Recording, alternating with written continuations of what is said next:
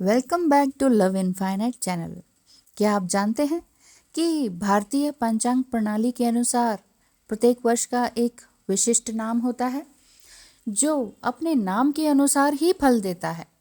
प्रत्येक 60 वर्षों को संवत्सर कहते हैं और इन 60 वर्षों के 60 अलग अलग नाम होते हैं, 60 नाम होते हैं। एक संवत्सर की समाप्ति के बाद जब दूसरा संवत्सर शुरू होता है तो वर्षों के नाम रिपीट होना शुरू हो जाते हैं। हिंदू पंचांग अनुसार नववर्ष मध्य अप्रैल में मेष संक्रांति से शुरू होता है। वर्ष 2018-19 का नाम विलंबी था। नाम के अनुसार इस वर्ष में संसार में कोई विशेष कार्य हुआ नहीं। 2019 और 20 का नाम विकारी था, यानी बीमारियों का वर्ष। ध्यान रहे, इसी वर्ष कोविड की शुरुआत भी हुई थी पूरी दुनिया में। 2020 और 21 का नाम शर्वरी रखा गया था, जिसका अर्थ है अंधेरा। कोविड महामारी के चलते इस वर्ष में पूरी दुनिया को एक अंधेरे और अनिश्चितता के चरण में धकेल दिया था ये शर्वरी नाम के साल ने। शर्वरी अर्थात अंधेरा। तो ये महामारी का ही अंधेरा चारों तरफ फैल गया था 2021 तक। आगे बताऊंगी 2021-22 का क्या नाम है। फिलहाल मैं आपके सवाल ले लेती हूँ। सवाल एक ही है जो कई लोगों ने पूछा है बार बार।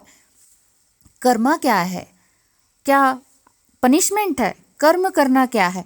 क्योंकि ट्विन फ्लेम जर्नी में कर्म करो बोला जाता है। इनर वर्क करो, समथिंग कुछ स्पिरिचुअल वर्क करो या कुछ क्रिएटिव वर्क करो, वर्क आ जाता है उसमें शब्द, यानी कि कर्म करना। तो व्हाट इज कर्मा और कर्म, तो ये देख लेते हैं। देखिए, कर्मा शब्द संस्कृत के शब्द यानी कि कर्म से बना है। कर्म शब्द से कर्मा बना है, ठीक है। पास्ट लाइफ के अच्छे और बुरे दोनों कर्मों का रिएक्शन इस जन्म में होता है या मिलता है, इसीलिए साइकिल ऑफ रिबर्थ चलता रहता है। कॉज एंड इफेक्ट का रूल मालूम है ना आपको, बस वही चीज़ है। रामायण में भी संत तुलसीदास जी ने लिखा है कि हमारा भाग्य हमारे ह्यूमन बॉडी फॉर्म में आने से पहले ही तय हो जाता है, यहाँ पर पैदा होने से पहले ही तय हो जाता है। किस वजह से होता है? कर्म के अनुसार। आगे लिखते हैं वो, जब तक संचित कर्म का भंडार रहता है तब तक उसका एक भाग प्रारब्ध कर्म के रूप में निकाल लिया जाता है, जिसका भोग एक ही जीवन में होता है, यानी कि एक ही लाइफ टाइम में हो जाता है, जिससे जन्म और मृत्यु का चक्र चलता रहता है। तो ये कितना सुंदर तरीके से इन्होंने व्याख्या की है संत तुलसीदास जी ने। कार्ल जंग भी, जो कि ट्विन फ्लेम शब्द और अनकंडीशनल लव इन शब्दों के फाउंडर हैं, उन्होंने लिखा है कि until you make the unconscious conscious, it will direct your life and you will call it fate। है कि नहीं? हम उससे कहते हैं भाग्य। किसी किसी का अच्छा सब कुछ चल रहा होता है, हम कहते हैं कितना भाग्यवान है, भाग्य लेकर आया है। वो उसके पिछले जन्म के कर्म और इस जन्म के संचित कर्म होते हैं। मान लीजिए अगर वो बच्चा ही है, बच्चे का ही समय बहुत अच्छा चल रहा है तो वो पिछले जन्म के कर्म लेकर आया है। तो अच्छा, अगर अभी भी आपको नहीं क्लियर हो रहा है, बोरिंग लग रहा है, तो मैं ये बता देती हूँ। अगर आप कोई बुक पढ़ना चाहते हैं तो मैं ये बता देती हूँ। बुक का नाम है, नोट कर लीजिए, modern man in search of a soul, written by C.G. Jung, Karl जंग, ठीक है। C.G. जंग के द्वारा लिखी गई पुस्तक का नाम है modern man in search of a soul. आप अमेजन बुक स्टोर पर भी सर्च कर सकते हैं, वहाँ से परचेज कर सकते हैं। या फिर सदगुरु के द्वारा लिखी गई किताब जिसका नाम है कर्मा। आई थिंक हिंदी में भी होगी, बट इंग्लिश में मैंने ये पढ़ी है, कर्मा। तो आप ये देखिएगा कि व्हाट इज़ कर्मा, उसी के अंदर आपको सब कुछ पता चल जाएगा। कुछ एंशिएंट पॉइंट ऑफ व्यू हैं इस कर्मा के बारे में, तो कुछ मॉडर्न पर्सपेक्टिव के बारे में के हिसाब से भी लोग कर्मा को लेते हैं। कैसे लॉ ऑफ कर्मा हमारा soul contracts, fate and destiny को गवर्न करता है, रूल करता है। कर्म कोई गलत डीड नहीं है, कोई गलत कर्म नहीं है जिसका मतलब सिर्फ पनिशमेंट से लिया जाता है। सोल लेवल पर बात करें तो कर्मा सभी प्रकार के लेसन्स हैं जो कि सोल एक्सपेंशन एंड ग्रोथ के लिए ज़रूरी है।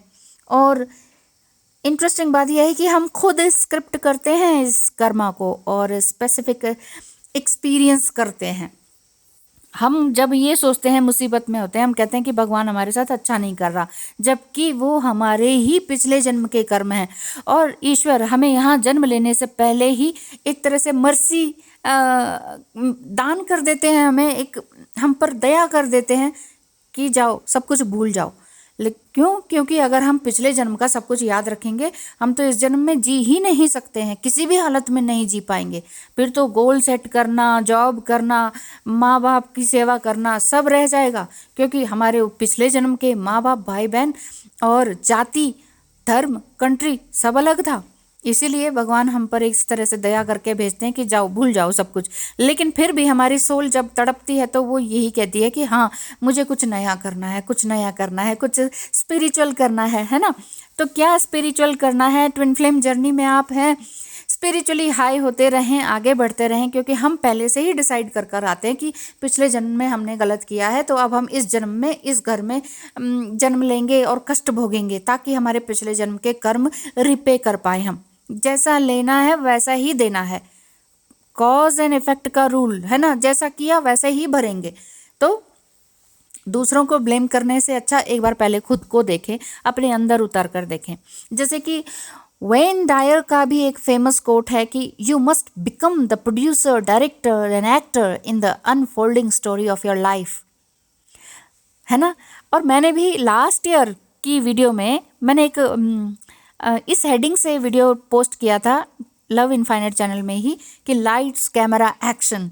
इसका मतलब मैंने इसको इस तरीके से अपने शब्दों में बताया था कि लाइट्स माने मन की आंखें, कैमरा यानी तन की आंखें, और एक्शन मीन्स कर्मास, आपके कर्म।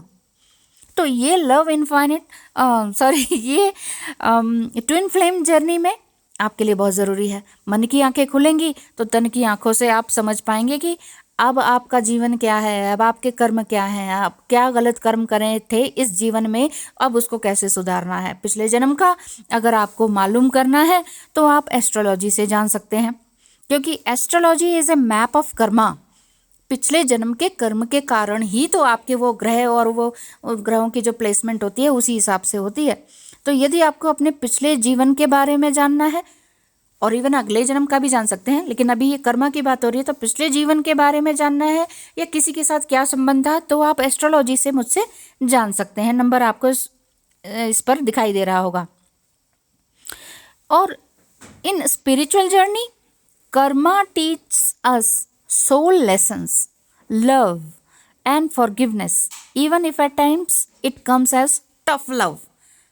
कितना ही टफ लव आ जाए, यानी कि ये twin flame journey it's a very tough journey है ना, पेनफुल जर्नी, वियर्ड जर्नी भी फील होती है, लेकिन ये तभी आती है, वो ये टफ टाइम के बाद ही तो हम सीख पाते हैं फॉरगिवनेस क्या है, लव क्या है, अनकंडीशनल लव क्या है, गुरु क्या है, स्पिरिचुअल जर्नी क्या है, ईश्वर क्या है।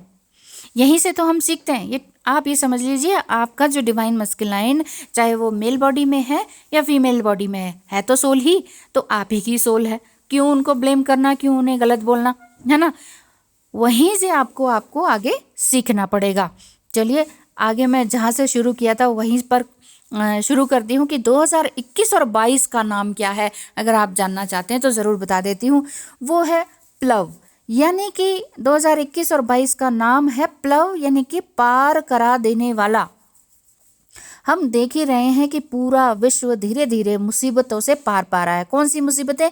ये जो कोविड नाम की बीमारी आई थी, तकलीफ आई थी, इसी के चलते ही बहुत लोगों के घर छूटे, कंट्रीज छूटी, जॉब छूटी, बिजनेस ठप हुआ। लेकिन वो अलग बात है कि कुछ % लोगों का वारे न्यारे हो गए, वो सबके अपनी अपनी किस्मत की बात है। बट अधिकतर लोगों का ये पूरी दुनिया में जो हुआ वो इस तरीके से हुआ है। अब प्लव यानी कि 2021 और ये 2022 का आज का दिन 1 जनवरी से आप सभी के लिए बहुत कुछ अच्छा लेकर आने वाला है। कर्म अच्छा करेंगे तो अच्छा ज़रूर होगा। ये मत सोचिए कि ज्योतिष में आपने तो ये बताया था मेष का तो ये हो जाएगा वो हो जाएगा, या किसी और राशि का ये हो जाएगा वो हो जाएगा। हो सकता है, लेकिन आप पहले ही अलर्ट रहें तो आप अपने ही कर्मों को पहले से ही सुधार सकते हैं, आने वाली मुसीबतों से पहले ही पार पा सकते हैं। तो 2021 और 22 जो है पूरा विश्व जो है इन मुसीबतों से पार पाने के लिए आगे आ रहा है और सभी स्थितियां सामान्य होती जा रही हैं। वाराह संहिता के अनुसार अप्रैल 2022 से जो वर्ष शुरू हो रहा है उसका नाम है शुभकृत। अभी जो जैसे इंग्लिश के हिसाब से 1 जनवरी से शुरू हो गया है, लेकिन हिंदू रीति के हिसाब से अप्रैल 2012 वाराह संहिता के अनुसार अप्रैल 22 से जो वर्ष शुरू होगा उसका नाम है शुभकृत, यानी कि शुभ फल देने वाला। तो कुल मिलाकर वर्ष 2022 प्लव और शुभकृत का मिश्रण होने के कारण शुभ परिणाम लेकर आने वाला है। कर्म अच्छे करते रहें, शुभ परिणाम आपको जरूर मिलेंगे। कोई माने या ना माने, परंतु सनातन धर्म दुनिया का सबसे वैज्ञानिक और व्यवहारिक तथ्यों पर आधारित धर्म है। इसीलिए ये सिर्फ एक रिजिड धर्म नहीं है, इसमें साइंस भी है। ऋषि मुनियों ने हजारों वर्षों पहले जो जानकारी दी थी, चाहे वो सूर्य से पृथ्वी की दूरी हो या कोई और भी चीज़ हो, वो सब कुछ हमारी चौपाइयों में, चालीसा में, हर चीज़ में दिखाई देती है कि नहीं। तो आज के वैज्ञानिक मतानुसार 100% ये जानकारी बिल्कुल ही सटीक बैठती है जो भी हिंदू धर्म में बताई गई है। तो 2022 की आप सभी को बहुत बहुत शुभकामनाएं। अब आप कहेंगे मैम जाते जाते कुछ तो बताओ, क्या बताया आपने? मैं यही कह रही हूँ कि जो मैंने बुक्स के नाम दिए उन दोनों बुक्स को पढ़ लीजिए, जो मैंने कोट्स बोले हैं उस कोट्स को अपने जीवन में उतार लीजिए। लाइट्स कैमरा एंड एक्शन, ठीक है। एक्शन क्या है? आपके कर्मा है। इन कर्मास को आप जितना अच्छा करेंगे उतना अच्छा। नहीं समझ में आ रहा है तो आप एस्ट्रोलॉजी से अपने ही कर्मों को जान सकते हैं कि हमने पिछले जन्म में क्या किया था ऐसा, और अब हमारा सोल पर्पस क्या बनता है इस जीवन का, ठीक है। तो ये आप एस्ट्रोलॉजी से करवा लीजिए। और आखिरी बात मैं यही कहना चाहूँगी कि अपने कर्मास को हील करने के लिए अगर आप ये सवाल करना चाह रहे हैं तो इसके लिए वॉयलेट फ्लेम बहुत अच्छा है। वॉयलेट फ्लेम यानी कि वॉयलेट कलर का वेजिटेबल्स एंड फ्रूट्स आप खाएं, वॉयलेट कलर की ड्रेसेस और एक्सेसरीज आप पहने, और इसी तरह से वॉयलेट कैंडल या स्पिरिचुअल जर्नी में वॉयलेट कलर का यूज़ ज़्यादा से ज़्यादा करें, क्योंकि आप ट्विन फ्लेम जर्नी में भी हैं, चाहे आप सोलमेट भी हैं तो आप इस तरह से अपनी जर्नी को, अपने ऑरास को, अपनी एनर्जी को एक वॉयलेट फ्लेम लेकर जा सकते हैं। वॉयलेट फ्लेम का मतलब है कि इससे भी आगे बढ़कर जाना। वॉयलेट फ्लेम मेडिटेशन अगर आप करते हैं वो भी बेटर है, क्योंकि इससे आप अपने कर्मास को हील कर सकते हैं, अपनी एनर्जी को हायर फॉर्म में एक्सचेंज करना, ये चीज़ है वॉयलेट फ्लेम में आना। जैसे अल्केमिस्ट पुराने ज़माने में पत्थर को भी गोल्ड में बदलने की ताकत रखते थे ना, उसी प्रकार हमें, यानी कि डिवाइन फेमिनाइन एनर्जीज ज़्यादातर सुन रही होंगी इस समय, तो उसी प्रकार डिवाइन फेमिनाइन को स्पिरिचुअल लेवल पर ये सब कुछ अचीव करना है। चाहे वो वॉयलेट फ्लेम का नाम दे लीजिए, या अपने मन की शांति का नाम दे लीजिए, अपने कर्मों को सुधारने का नाम दे लीजिए, या पिछले जन्म के कर्मों को हील करने का नाम दे लीजिए। So transformation and ultimately eternal life, ये आपका मोटिव होना चाहिए 2022 में। तो फिर आप तैयार हैं ना 2022 में एक नई सुंदर और शुभ परिणाम पाने वाले साल के लिए, उसके स्वागत के लिए। Thank you so much video को अंत तक सुनने के लिए, देखने के लिए। आपका ये साल आपकी डीप डिज़ायर को ज़रूर से ज़रूर शुभ परिणाम में बदलने की ताकत रखता है, और ज़रूर से ज़रूर बदले, इसी आशा के साथ वीडियो को विराम देती हूँ। बहुत बहुत धन्यवाद है। God bless you. धन्यवाद।